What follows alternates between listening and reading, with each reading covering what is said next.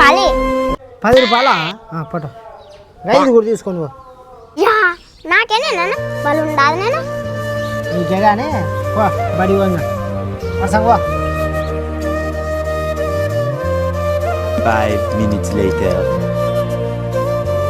అన్నా అన్నా వాడు ఎవడో మందు తాగి నీ బిడ్డను బండి తొగ్గు తెచ్చాడన్నా నీ బిడ్డ చనిపోయిందన్నా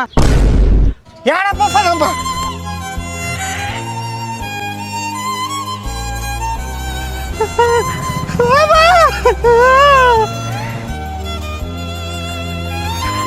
వాడెవరా నా బిడ్డని చంపనీక